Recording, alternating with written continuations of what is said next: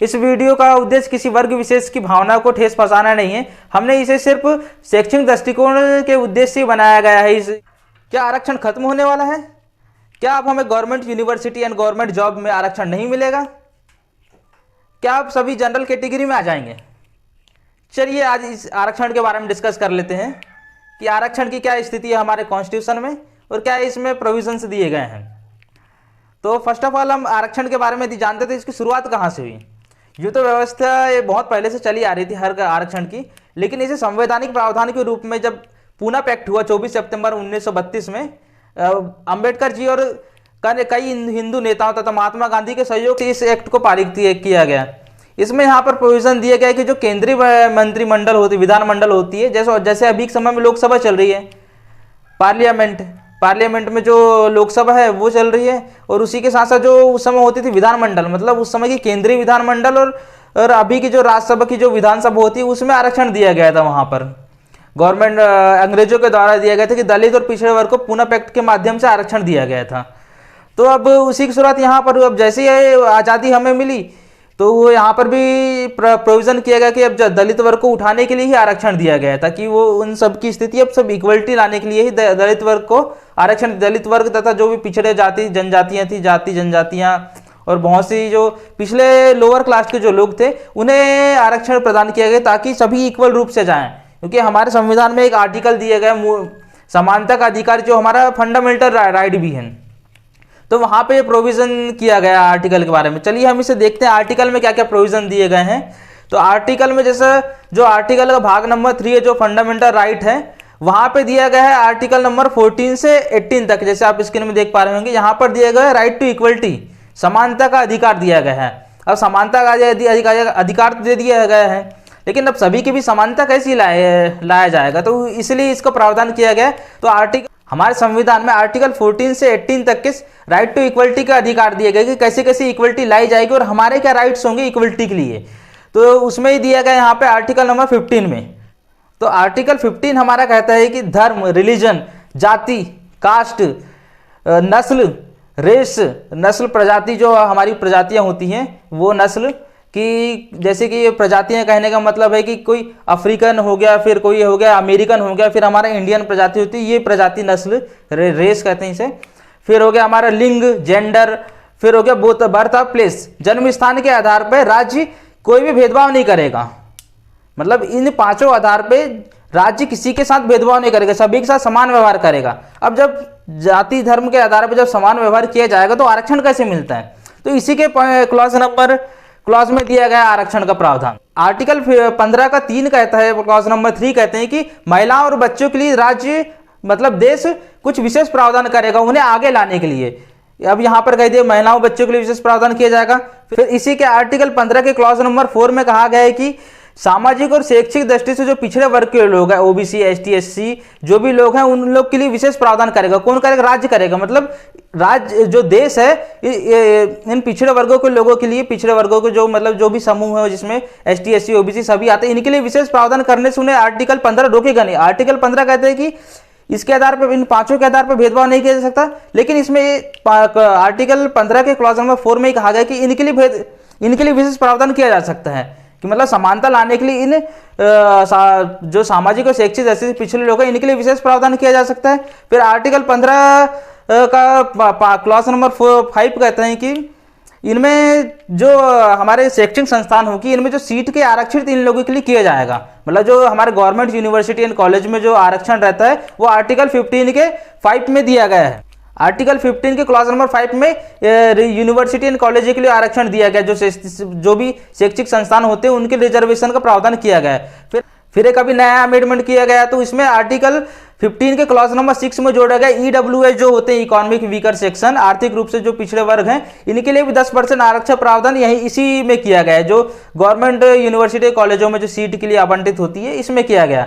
फिर हम इसका देख लेते हैं कि आर्टिकल नंबर 16 में आरक्षण के बारे में क्या कहा गया। आर्टिकल नंबर 16 में कहा गया कि लोक नियोजन में अवसर की समता, मतलब जो भी गवर्नमेंट जॉब होगी उसमें सभी को समान अवसर दिया जाएगा। अब जब समान अवसर दिया जाता है तो फिर रिजर्वेशन कैसे लगता है?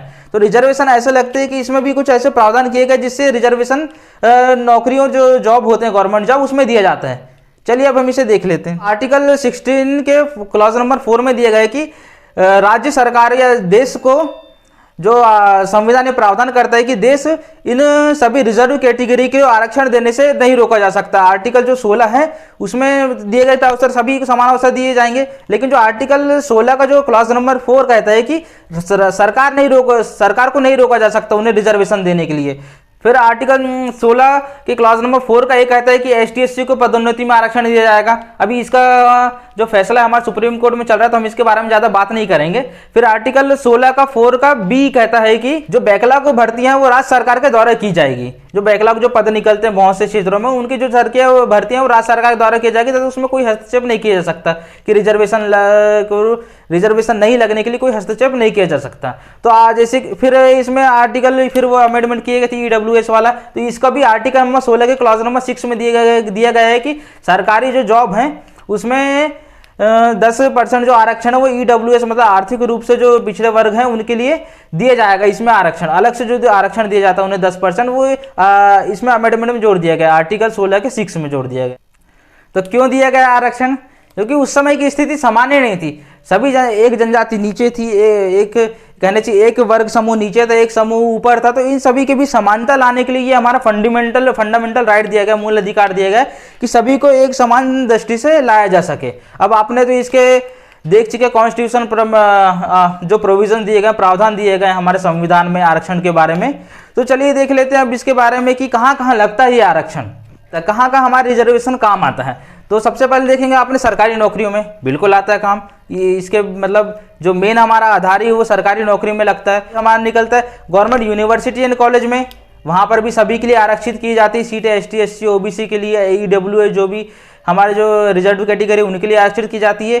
फिर हमारे हो गए इलेक्शन में जैसे देखे होंगे आपने किसी विधानसभा क्षेत्र तथा लोकसभा क्षेत्र को घोषित कर जाता है कि ये समाज विशेष उस वर्ग के लिए होगा ये सीट, क्योंकि ये पहले से चलता आ रहा है और संविधान में हमारा आरक्षण दिया गया है। इसलिए यहाँ पे चुनाव के लिए भी जो सीट होती है रिजर्व होती है, जैसे पंचायत चुनाव के लिए भी पंचायत चुनाव के लिए भी यहाँ पे दिया जाता है रिजर्वेशन। फिर हो गई हमारे सरकारी विभिन्न योजनाएं, विशेष रूप से उस वर्ग समूह के लिए ही योजनाएं आती है कई बार, और कई बार उन्हें आर्थिक रूप से अनुदान दिया जाता है तो छूट दी जाती है रिजर्व कैटेगरी लोगों को। फिर हमारी जैसे देखेंगे स्कॉलरशिप हमें मिलती है, बहुत से आर्थिक छूट दिए जाते हैं इस आरक्षण में। तो क्या ये आरक्षण अब खत्म हो जाएगा? तो ऐसा तो नहीं हो सकता, यदि क्योंकि ये संविधान में हमारे दिया गया, ये हमारा फंडामेंटल राइट है, इसे तो खत्म नहीं किया जा सकता। लेकिन कैसे खतरे में आ रहा है ये? तो जैसे कि आपने देखोगे मेनली हम जो यूथ लोग हैं इन्हें आरक्षण कहाँ कहाँ जरूरी लगता है। तो सबसे पहले हमारा जो सबसे जरूरी है वो कॉलेज में लगता है, कॉलेज और यूनिवर्सिटी होगी वहाँ लगता है, वो भी कौन से कॉलेज में? गवर्नमेंट कॉलेज में लगता है। फिर उसके बाद जैसे हमारी पढ़ाई कंप्लीट हो गई तो हमें सिर्फ जरूरत पड़ती है वहाँ पे कि हमारी जो नौकरी लगती है, जॉब लगती है, वहाँ पे जरूरत पड़ती है। तो कैसे खतरे में? खतरे में तो नहीं है, लेकिन हम सोच सकते हैं कि इससे खतरा बन सकता है हमें। तो चलिए हम युवाओं के परिप्रेक्ष्य में बात करते हैं कहाँ कहाँ आरक्षण की जरूरत पड़ती है। सबसे पहले हमें जरूरत पड़ती है एक गवर्नमेंट यूनिवर्सिटी और कॉलेज में जरूरत पड़ती है हमें आरक्षण की। फिर हमें जरूरत पड़ती है गवर्नमेंट जॉब में। अब यहाँ पे हम गवर्नमेंट यूनिवर्सिटी कॉलेज की बात करेंगे तो सरकार को यहाँ पे यूनिवर्सिटी कॉलेज को बढ़ाना चाहिए, जो गवर्नमेंट कॉलेज हैं तो उनको बढ़ाना चाहिए, ना कि उनके ऊपर ध्यान नहीं देना चाहती। आजकल क्या हो रहा है, बहुत से प्राइवेट कॉलेज और यूनिवर्सिटी का ट्रेंड चल रहा है, तो इन्हें अच्छा करना चाहिए। यदि यही गवर्नमेंट कॉलेज ही नहीं रहेंगे तो फिर हमारे आरक्षण का मतलब क्या रहेगा? फिर उसके सेकंड में बात कर लेते हैं, यहाँ पे नौकरियों की बात कर लेते हैं। नौकरी में भी आप देखे होंगे अब तो प्राइवेटाइजेशन की शुरुआत होने लगी धीरे धीरे। यदि अब गवर्नमेंट नौकरी नहीं लगी तो फिर हम आरक्षण का क्या किया जाएगा? तो सरकार को ऐसा कुछ सोचना चाहिए कि हाँ यार निचले तबके के लोगों के लिए भी कुछ करना चाहिए। यदि इनका जो मेनली मकसद ही खत्म हो जाएगा, यूनिवर्सिटी और जॉब पाने का ही मकसद खत्म हो जाएगा, तो फिर आर्थिक रूप से सशक्त कैसे होंगे? फिर योजना के माध्यम से तो आप कुछ कर नहीं सकते। तो आपको इस दौर में ध्यान देना चाहिए कि नौकरी भी अच्छी निकालना चाहिए गवर्नमेंट जॉब, और गवर्नमेंट यूनिवर्सिटी और कॉलेज को भी अच्छा उन्हें बढ़ाना चाहिए और उन पर ध्यान देना चाहिए कि जो निचले तबके के लोग हैं उन्हें अच्छी शिक्षा मिल पाए। और जैसे कि अभी वर्तमान दौर में शायद कुछ आरक्षण में अब बहुत से डिबेट चल रही हुए हैं कि आरक्षण लगना चाहिए कि नहीं लगना चाहिए, तो मैं इस बारे में ज़्यादा कुछ कहूँगा नहीं।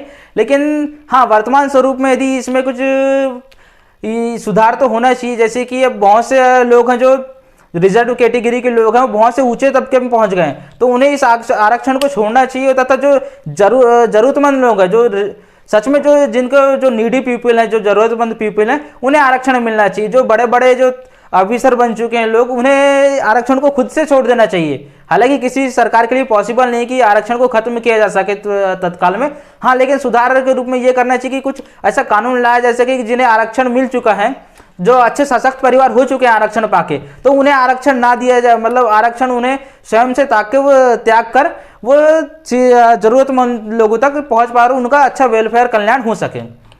तो यदि आपको इस वीडियो अच्छा लगा होगा, यदि मेरी बात अच्छी लगी होगी, तो please like share and subscribe जरूर कीजिए। Thank you very much.